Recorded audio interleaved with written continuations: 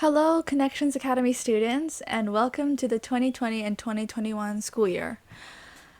Today, we are going to be talking about how to navigate your Connexus homepage. Now, keep in mind, this is Connexus and not Pearson, so I'm not entirely sure how Pearson works. So if you are using Connexus, then this is the video for you. In this video, we're going to be talking about all the different tabs and stuff and the different icons throughout your Webmail, your Gradebook, and learning how to navigate the message board. Aside from this, we are also going to be learning how to use the planner and more. So starting off, we have our home page, and in the home page we have the Today section, the My Courses section, the Links section, and the Announcements. Now, all of these are equally as important, but the Today is probably the one that you're going to be seeing right as you log in. Now, as it is still summer, there aren't any classes for today, so those would regularly show up right here for how many you would have in one day. And your to-do list would basically tell you if you have any announcements that need to be read, any surveys that need to be filled out, or other important things. They will tell you. Now, also, there is usually an important announcement that's on the top of the home page, so make sure you check if that changes every now and then. Next, we have the My Courses tab. In the My Courses tab, you can see we have a list of every single course that you are going to be taking for your first and second semester. The first semester is labeled in A, and your second semester is labeled in B. If there is no A or B, then that means it is either a 1 semester or a full 2 semester course that isn't split up. As you can see here on the very right side, there are blue pushpin icons. These are going to lead you to the message boards, and it's very similar to this one. However, this one is a specific message board that takes you there in one click, but you can also access it in the message boards from right here, and we will be talking about that in a minute. In our next tab, we have the links. Here, Khan Academy, Grolier Online, and EBSCO are really important if you're either trying to tutor yourself on a specific subject or look for different research for an essay or a project. The Check My Work is also a very important one if you are in high school or middle school and you need to check a paper. What Check My Work does initially checks your entire paper, if there's any plagiarism involved, and if there is, what the percentage is. Teachers will also use this too, and sometimes they will ask you to put a Check My Work link at the bottom just to be sure that you checked it properly. Next is the Announcements tab. In the Announcements tab, there is also national announcements, and there are local announcements, and these are separated based on your local Connections Academy versus the National Connections Academy. So be sure that you check your announcements every now and then just to make sure that everything is okay with the school and for different events. Next, we can move on to this little notebook page right here. This is important if you want to get to your live lessons or webmail your teachers directly. I see a lot of people and new students ask how to access live lessons, and while there are times when the teachers will webmail lesson links, sometimes they don't. So here's where you can directly access. This icon, depending on which teacher you click it on, is the way that you are going to get into your teacher's live lesson. However, it is important that you check your webmail to be sure if it's in that teacher's live lesson room or if it's in a group teacher's live lesson room. In addition, you can click on the letter icon right here next to the name to webmail your teacher directly without having to hit to create a new message right from the webmail. Next, we can move on to the planner. The planner is an essential thing that, as a student, I highly recommend that you check regularly. In the planner tab, there are a bunch of different buttons and icons that are going to help you navigate. As you can see on the right side, there is 3 of them, which is the day, the week, and the month. And with these, you can switch it out to view your week and also view the month. So this is what the month is going to look like. As you can see, the first day of school is August 18th. And after that, you can see a whole list of courses and what it's going to look like per day. One thing to keep in mind, depending on what grade you are and what courses you're taking, is the color of your courses. If the color of your courses is yellow, then that means your course is on a fixed schedule and you are unable to run the scheduler for it and change it. However, if the course is a pinkish hue, then that means you are able to schedule your courses for a different date. At this point, you can see that Math 6 is a yellow, but Science 5 and Social Studies 5 are not fixed. So that means for middle school and high school courses, some of them are going to be fixed. So just keep that in mind whenever you are trying to run the scheduler or whenever you're trying to space out your day. Because if you do have overdue lessons, you are going to be unable to run the scheduler for that. However, if you're still doing elementary school or you still have courses that are pinkish hue with them, that means you are able to run the scheduler if you do have overdue lessons or you simply need to. Now up here on the left corner, you can see that there's two little small arrows. I didn't mention this in the parent tutorial, but there is one of these too. You can click on the left arrow to see a previous month, and you click on the right arrow to see a future month. For example, we can click on the future arrow to go see September. So this is what September looks like. You can see all your courses and even the holidays and which days you don't have courses. Now, when you look at the planner, it's also intricate that you look at what kind of assessments you have per day, because this can help you schedule which subjects you need to do first and which ones you want to save for later and study for ahead.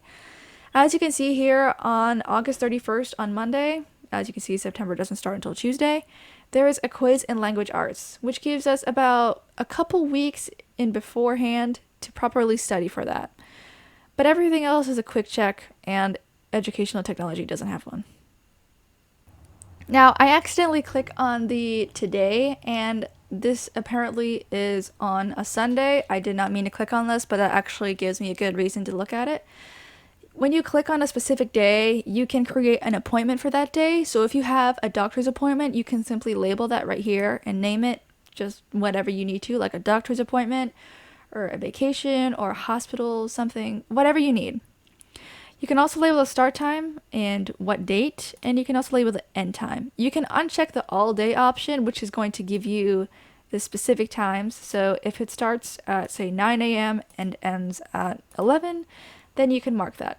You can also use this for school events if it's not listed on there. However, a good majority of the school events is going to be listed on the calendar.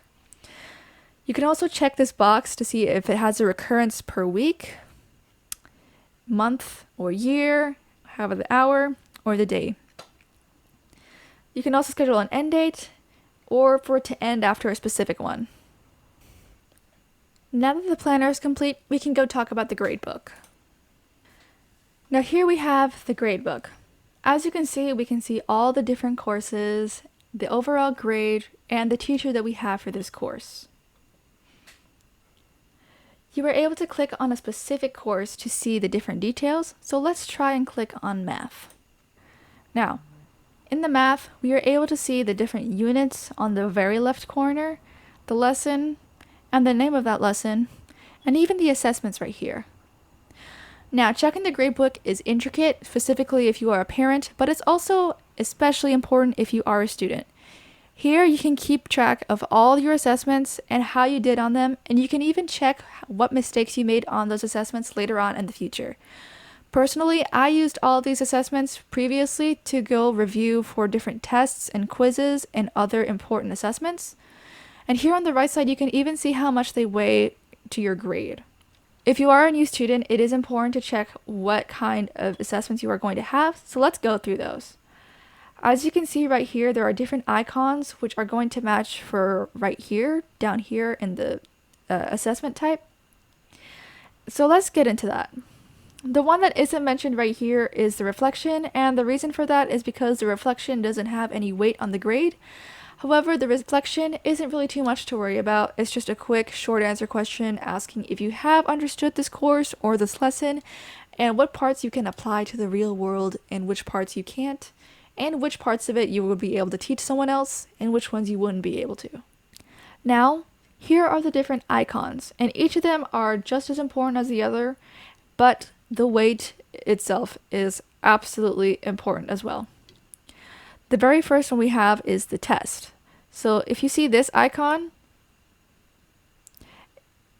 it's going to match with this one. As you can see, we have a test in Unit 2, Lesson 15, and there's 3 different parts. As you can see, the tests are worth 50%, but it's worth 50% as a whole. So how you do on all your tests throughout the entire semester is going to affect 50% of your grade. So please make sure that you study for these. Next is the quiz. The quiz has a Q and a pink assessment or little paper thing right here. And the total amount of quizzes and grades that you get throughout the entire semester are 20%. Now the portfolio items are a little bit different to understand depending on what your course is. Sometimes the portfolio items are going to be worth more than the tests, but it's important to check through every single course to make sure which ones are and which ones aren't. But for portfolios, you're either going to have an essay, a project, or some other instruction that your lesson is going to give you. So if you do have a portfolio, please make sure to check ahead in your planner so you can be able to properly plan for it, because sometimes they'll only give you a single day to complete it. Next is the quick check. The quick checks are usually found at the end of every single lesson along with practices. Practices are gradeless or weightless assessments that allow you to see which parts you do need work on without blatantly affecting your grade. Next is a discussion.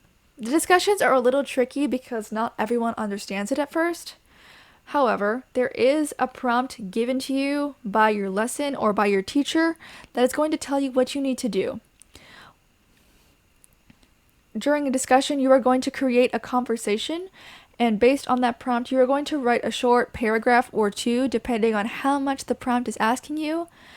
Once you've finished publishing your prompt, you're going to find other students' prompts, at least 2 of them, and you're going to tell the students whether you agree or disagree with them. Now, when you do respond to your classmates, it is important that you write about 3 to 5 sentences explaining why you do agree or disagree with them. And when you do write it, it needs to be well worded and well thought out. You can't just write, I agree, it's good, good job. No, you need to write out, say, I agree with this because it supports this, this, and this, and it also supports X, Y, and Z. It's important that you support your answer because it's going to give you a better grade. Now that we've gone over the gradebook, we can go over the message boards. Now, this is the message boards. Of course, once the school year actually starts, there's going to be a lot more information on here that's going to help you course per course. The message boards are probably just as important as the planner itself to regularly check. The message boards are going to give you all the information that you are going to need for a specific course, assessment, or even offer extra credit. So please make sure that you check these. Now here we have the Webmail. The Webmail works just the same as it does on the parent homepage. However, if you haven't seen that video, I'm just going to explain it here too. The Webmail should also be checked regularly as soon as you see a red icon appear next to the envelope. That means that you have a new message that needs to be checked. Once you do get a webmail, it's important that you read it right away because it can contain information that is intricate to your course or a specific assessment, because there have been times when there has been mistakes during assessments and they say that you can and cannot answer this specific question this certain way. In addition to this, Webmail also offers announcements for events, and look at that, there's even a webmail right here that says very important first week of school schedule. So, once again, please make sure that you do check your webmails regularly and check them often. So, once again, please make sure that you do check your webmails regularly. I'm also going to explain the compose message again, just in case. Now, here we can see the compose message tab. It looks just like any other composition for an email, but there are a certain different things that come with it. So, the first one, as you can see, is the subject, and there's a body, so you can just type that out as you regularly do, but it differs once you get to the to section. When you are trying to select the recipient that you want to send it to, there is a drop-down menu right here that has all the different people within your household, clubs and activities, SCCA, and all the other things. If you were trying to contact a specific teacher, you would need to click on your local school. In this case, it's SCCA for us since we're located in South Carolina. And here we can see that all the SCCA teachers and staff and administration are listed from alphabetically ordered last name. So if you are looking up a teacher, make sure that you look for it last name first instead of first name, just so it saves time and confusion. So say we want to message this teacher. You can either select it by double clicking, and if that doesn't work, you can select it by clicking on the name, waiting for it to highlight to blue, and clicking on the to. So we click on this, click on to, and it shows up right here. If you did, however, misclick and accidentally include a teacher you did not want to webmail, you can just click the X icon right here, and the name will disappear. Once that's done, you can click Select Recipients, and you are free to webmail. Aside from this, there's also an Add Attachments option. In this way, you can select different attachments, whether it be a PDF or a JPEG, whatever you want to use. There is a 50 megabit limit, so just be careful. It's not exactly the best for submitting videos. So if you are trying to submit a video through Webmail, I recommend doing that through a YouTube video and submitting it through a YouTube link. There's also an Advanced Options tab with the same checkbox in the parent webmail. This box allows you to get a notification email whenever a teacher reads an email that you sent to them. And I think that it's important to check this box whenever you are sending an important webmail, just to be sure that your teacher has read it.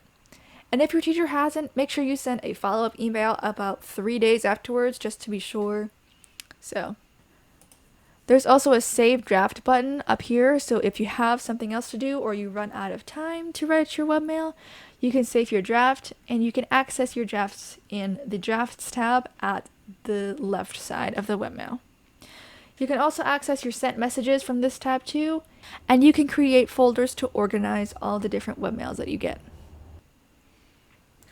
So that pretty much does it for the student homepage. If I did miss anything, please make sure to leave a comment so I can answer your questions or create a follow-up video for it.